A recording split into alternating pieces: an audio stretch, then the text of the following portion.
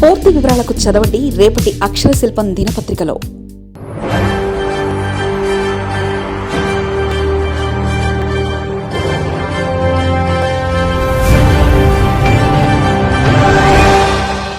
పవిత్రమైన కార్యక్రమానికి శ్రీకారం చుట్టాం. ఈ పవిత్రమైన కార్యక్రమానికి కారకురాలైనటువంటి honourable union minister for finance and corporate affairs, government of India, గౌరవనీయురాలు శ్రీమతి నిర్మలా సీతారామన్ గారు, మీరందరూ కూడా గట్టిగా అభినందించవలసిన సమయం. ఇదొక హిస్టారికల్ ఈవెంట్. నిన్నటి వరకు పల్నాడు అంటే రోషానికే మారు పేరు. పలనాడు పౌరుషం నా జీవితంలో ఎప్పుడూ మరిచిపోలేను. ఇప్పుడు అలాంటి పల్నాడు పౌరుషానికి ఈరోజు ఒక శక్తివంతమైన ఆయుధం ఇస్తున్నాం. అదే మీరందరూ కూడా పారిశ్రామికవేత్తలు కావాలి, దానికి పల్నాడు చిరునామాగా ఉండాలని ఈరోజు ఈ కార్యక్రమానికి శ్రీకారం చుట్టాం. సహచార మంత్రివర్గ సభ్యులు పయ్యావుల కేశవ్ గారు, దీనికంటే ముందు మీరందరూ కూడా గట్టిగా చెప్పాలి, భారత్ మాతాకి అంటే జై అని గట్టిగా చెప్పాలి. భారత్ మాతాకి ఇంకా గట్టిగా ఆ స్ఫూర్తి రావాలి. ఇంత మంచి కార్యక్రమంలో మీలో ఉత్సాహం రావాలి. పక్కన ఎవరు నిద్రపోతా ఉంటారు, నిద్ర కూడా పోవాలి. భారత్ మాతాకి, భారత్ మాతాకి, భారత్ మాతాకి. సహచర మంత్రివర్గ సభ్యులు కేశవ్ గారు, గొట్టిపాటి రవికుమార్ గారు, స్థానిక పార్లమెంట్ సభ్యులు లావు శ్రీ కృష్ణదేవరాయలు గారు, గౌరవ పార్లమెంట్ సభ్యులు భాష్యం రామకృష్ణ గారు, స్థానిక శాసనసభ్యులు కృష్ణదేవరాయలు, చదలవాడ అరవింద బాబు గారు, ఈరోజు వేదిక పైనున్న బ్యాంకర్స్ అందరికీ,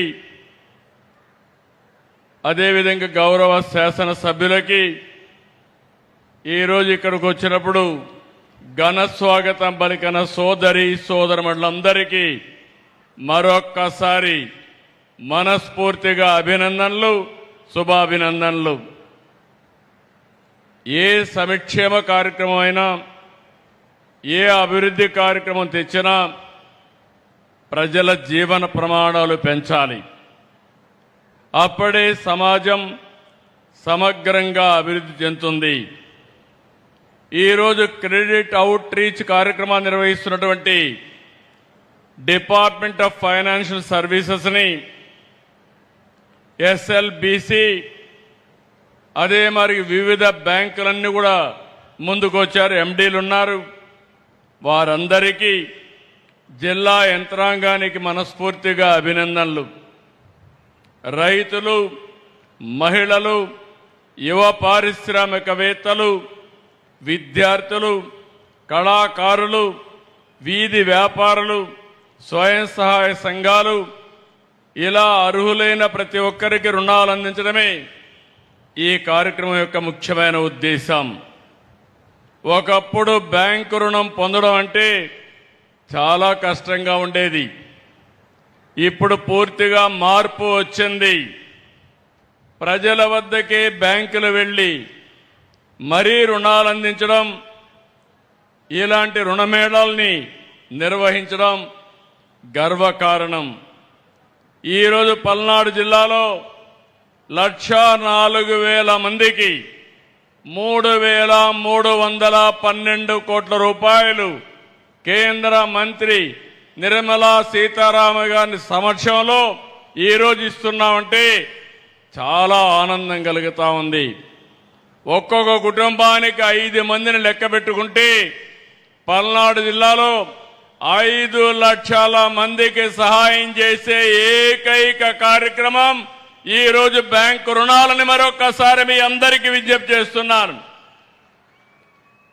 ఒకటి కాదు, వ్యవసాయ రంగం 84,893 మందికి 2,363 కోట్ల రూపాయలు రుణాలు. ఎంఎస్ఎంఈ రంగం 4,449 యూనిట్లకి 335 కోట్లు. గృహ, విద్య, వాహన, సౌర విద్యుత్ వంటి వాటికి 15,228 ఖాతాలకి 624 కోట్ల రూపాయలు. వీటిలో వివిధ పథకాల కింద ఈరోజు 2,500 కోట్ల రూపాయలు లబ్ధిదారులకు ఇస్తున్నారు. 15,000 మంది డాక్రా మహిళలకి, 13,355 మంది పారిశ్రామికవేత్తలకి రుణాలు అందించాం. పిఎం సూర్య గారి కింద 8,574 కుటుంబాలకి 98 కోట్ల రూఫ్ టాప్ సోలార్ ఏర్పాటుకు సహాయం చేశాం. ఈరోజు బ్యాంకులు కేవలం రుణాలు ఇచ్చే సంస్థలు మాత్రమే కాదు, రాష్ట్ర అభివృద్ధిలో భాగస్వాములు. ఈరోజు మీరు ఇచ్చిన రుణం ఒక రైతు భవిష్యత్తు మార్చడానికి, ఒక యువకుడి ఆశయానికి, ఒక మహిళ సాధికారతకు, ఒక పారిశ్రామికవేత్త కలలకు పెట్టుబడిగా నిలుస్తుంది, జీవితాలను మారుస్తుంది. ఒకప్పుడు మైక్రో ఫైనాన్స్ అని ప్రైవేటు వడ్డీ వ్యాపారస్తులని వారిపైన ఎక్కువ ఆధారపడేవాళ్ళం. అధిక వడ్డీ, వడ్డీకి వడ్డీ, చక్ర వడ్డీ, ఈ విధంగా చాలా ఇబ్బందులు పడ్డాం. ప్రభుత్వాలకు కూడా పెద్ద సవాలుగా మారే పరిస్థితి వచ్చింది. ఈరోజు బ్యాంకులు చొరవ చూపిస్తున్నాయి. ఇలాంటి క్రెడిట్ అవుట్ రీచ్ ద్వారా మైక్రో ఫైనాన్స్ కానీ, ప్రైవేట్ లెండింగ్ కానీ పూర్తిగా అడ్డుకట్టబడుతుంది. నేను ఈ సందర్భంగా కేంద్ర మంత్రి నిర్మలా సీతారామన్ గారిని మనస్ఫూర్తిగా అభినందిస్తున్నాను. బ్యాంకింగ్లో చాలా రిఫార్మ్స్ తీసుకొచ్చారు. ఎన్పిఎల పైన కఠినంగా వ్యవహరించారు. చిన్న చిన్న ప్రభుత్వ ఖాతాలను విలీనం చేసి, చిన్న చిన్న బ్యాంకులుంటే నష్టాల్లో ఉంటే అవన్నీ విలీనం చేసి సమర్థవంతమైన బ్యాంకు వ్యవస్థకు దోహదం చేశారు. డిజిటల్ బ్యాంకింగ్ విప్లవం తీసుకొచ్చారు. యూపీఐని విస్తరించారు. జన్ధన్ యోజన ద్వారా కోట్లాది మందికి బ్యాంకు ఖాతాలు ఇచ్చారు. డీబీటీతో లీకేజ్ తగ్గించారు. మీరందరూ చూశారు, జీఎస్టీ స్లాబులు ఎక్కువ ఉండేటివి, కన్ఫ్యూజన్ ఉండేది, చాలామంది నష్టపోయారు.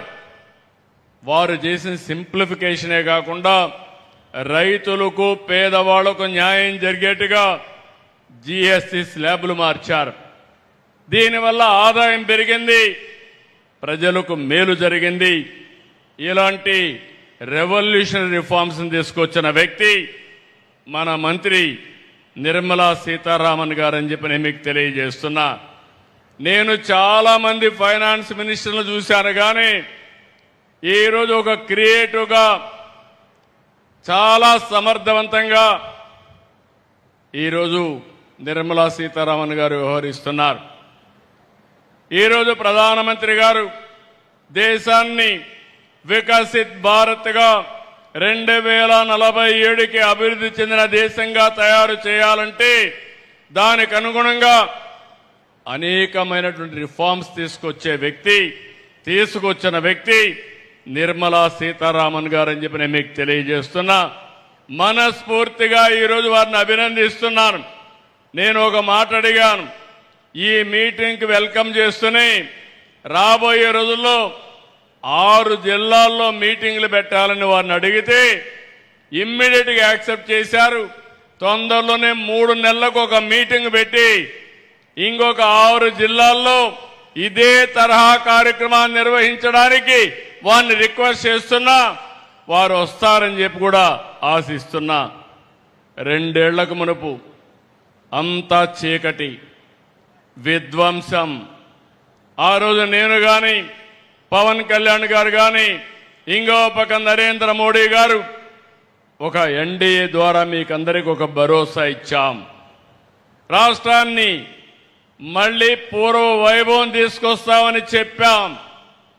చెప్పిన మాట ప్రకారం ముందుకు పోతే నేను 4వ ముఖ్యమంత్రిగానే ఎప్పుడూ చూడనటువంటి ఆర్థిక సంక్షోభాన్ని చూశాను.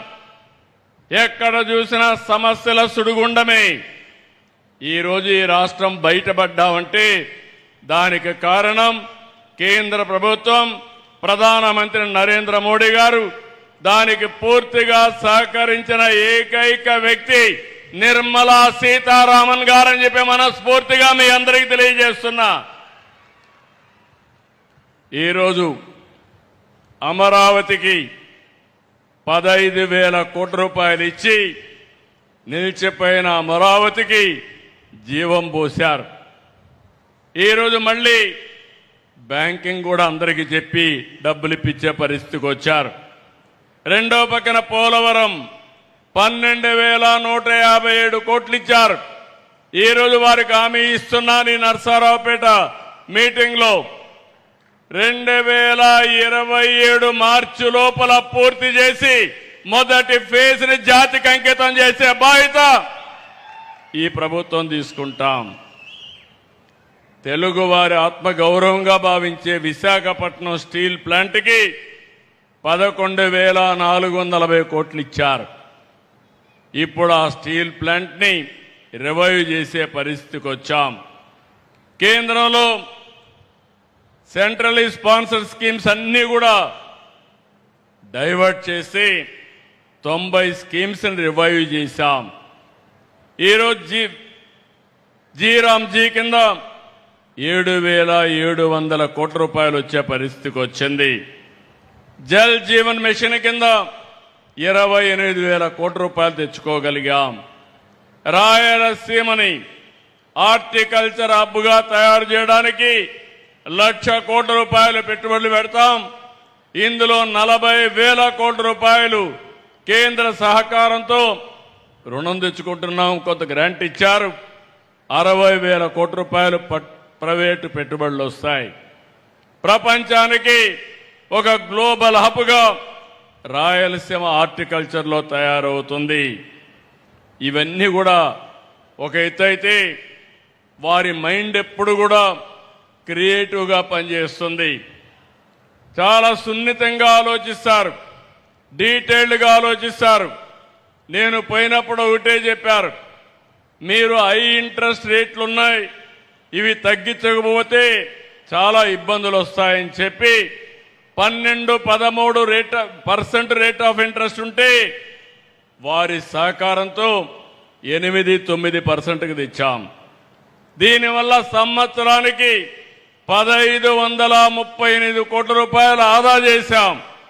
అది పూర్తిగా సాధ్యమైందంటే నిర్మలా సీతారామన్ గారు చూపించినటువంటి చొరవ, వారిని మనస్ఫూర్తిగా అభినందిస్తున్నాను.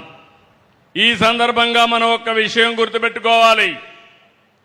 ప్రపంచం మొత్తం జియో పొలిటికల్ సిచ్యువేషన్, దీనివల్ల యుద్ధాలు జరుగుతున్నాయి. ఇంకో పక్క వాతావరణ పరిస్థితులు తారుమారైపోయినాయి. వర్షాలు పడడం లేదు. పడిన వర్షాలు కూడా పడితే కుంభవృష్టి, లేకపోతే అనావృష్టితో బాధపడుతున్నాం. ఇప్పటి వరకు ఆలమట్టి నిండలేదు. కింద నుండి నారాయణపూర్ ఉంది, జోరాలు ఉంది, తర్వాత శ్రీశైలం నాగార్జున రావాలి. ఈ సంవత్సరం ఆ ఛాయలే కనపడడం లేదు. గోదావరిలో కూడా చాలా వరకు వర్షాలు తక్కువై నీళ్లు రావడం కూడా తగ్గిపోయే పరిస్థితికి వచ్చింది. ఇలాంటి సందర్భాల్లో మిమ్మల్ని అందరినీ ఒకటే కోరుతున్నా, ఈరోజు మనం అందరం కూడా చాలా వరకు సురక్షితంగా ఉన్నాం. నేను ఎన్నోసార్లు చెప్పాను, ఈ దేశానికి నరేంద్ర మోడీ గారు ఒక సమర్థవంతమైన నాయకుడు, ప్రపంచం మెచ్చే ఏకైక నాయకుడు నరేంద్ర మోడీ గారు అని చెప్పి మరొక్కసారి ఈ మీటింగ్లో మీకు విజ్ఞప్తి చేస్తున్నా. వారు నాయకత్వం ఇస్తే నిర్మలా సీతారామన్ గారు దేశ ఆర్థిక వ్యవస్థని సమర్థవంతంగా నిర్వహిస్తున్నారు. ఇలాంటి క్లిష్ట సమయంలో కూడా ఎక్కువ గ్రోత్ వచ్చే దేశం భారతదేశం. ఇన్ని సమస్యలు ఉన్నాయి. ఆ సమస్యల్ని అధిగమించడానికి అనునిత్యం కొత్త కొత్త ఇన్నోవేటివ్ ఐడియాస్తో ముందుకు తీసుకుపోయే పరిస్థితికి వచ్చారు. ఈరోజు ఇక్కడుండే ఆడబిడ్డలందరినీ ఒకటి కోరుతున్నాను. ఈరోజు నిర్మలా సీతారామన్ గారు ఒక ఆదర్శం, ఒక మహిళ ఆదర్శవంతంగా పనిచేస్తున్నారు. ఈరోజు దేశాన్ని సమర్థవంతంగా నడిపిస్తున్నారు. ఆ స్ఫూర్తినే తీసుకుని మా డాక్రా సంఘాలని 10 లక్షల సంఘాలున్నాయి. 1,10,00,000 మంది సభ్యులున్నారు. ఈ స్ఫూర్తితోనే 1 ఫ్యామిలీ 1 ఎంటర్‌ప్రెన్యూర్, ఒక్కొక్క కుటుంబానికి ఒక పారిశ్రామికవేత్త కావాలి. అది మా ఆడబిడ్డలతో స్టార్ట్ కావాలి. పోయిన సంవత్సరం 1,00,000 మంది ఎంఎస్ఎంఈలు పెట్టారు. ఈ సంవత్సరం 5 లక్షల మంది ఎంఎస్ఎంఈలుగా తయారు చేసే బాధ్యత ఈ ప్రభుత్వం తీసుకుంటుంది. దీనికోసం ఇప్పటికే మీరు ఒక్కసారి ఆలోచిస్తే దేశంలోనే నెంబర్ 1గా ఉన్నాం. పోయిన సంవత్సరం మీరు చూస్తే 1,50,000 మంది టార్గెట్ పెట్టుకుని 99% ఇచ్చాం. దేశంలో ఎక్కువగా డబ్బులు తీసుకున్న రాష్ట్రం ఆంధ్రప్రదేశ్ రాష్ట్రం. మా ఆడబిడ్డల్లో నీతి ఉంది, నిజాయితీ ఉంది. ఎవరైనా అప్పు తీసుకుంటే 99.9% తిరిగి కట్టేసే పరిస్థితికి వచ్చారు.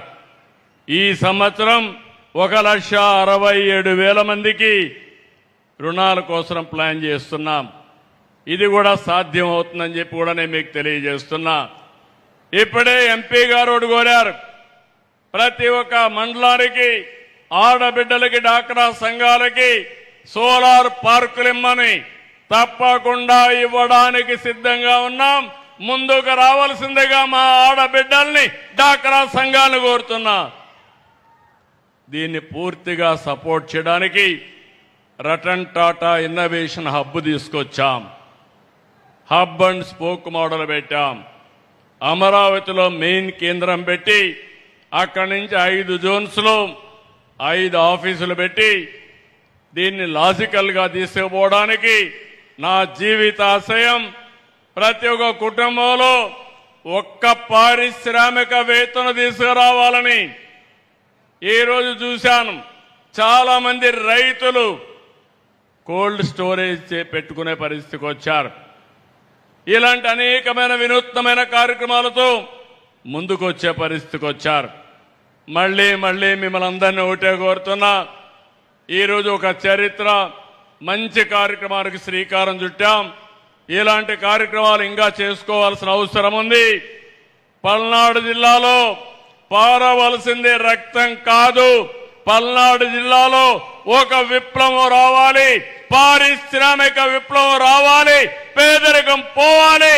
దానికి ప్రభుత్వం ముందుంటామని మరొక్కసారి తెలియజేసుకుంటూ, కేంద్రం వికసిత్ భారత్ 2047, రాష్ట్రం స్వర్ణాంధ్రప్రదేశ్ 2047 కోసం పనిచేస్తున్నాం.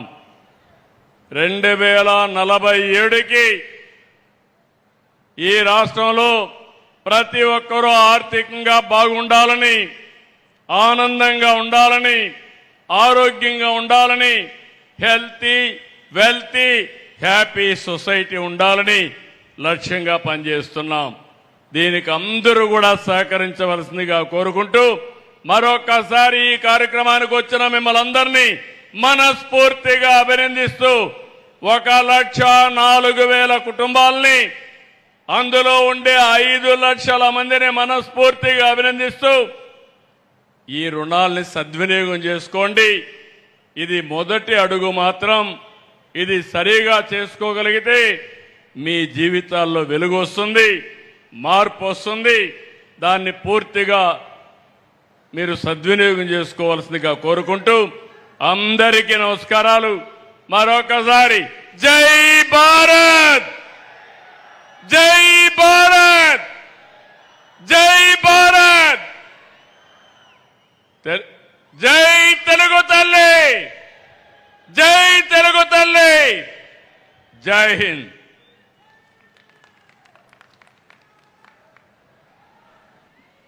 Thank you sir, thank you very much. ఈరోజు మరి కార్యక్రమం దేశ చరిత్రలోనే అతిపెద్ద క్రెడిట్ రీచ్ కార్యక్రమంగా మనమంతా జరుపుకుంటున్నాం. మరిన్ని కథనాల కోసం సబ్స్క్రైబ్ చేసుకోండి మీ అక్షర శిల్పం. పూర్తి వివరాలకు చదవండి రేపటి అక్షర శిల్పం దినపత్రికలో.